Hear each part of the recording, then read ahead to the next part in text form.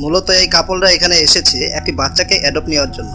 এখানে তানিয়াকে দেখে প্রথমবারই তাদের পছন্দ হয়ে যায়, তাই তারা তানিয়াকে অ্যাডপ্ট নিতে চায়।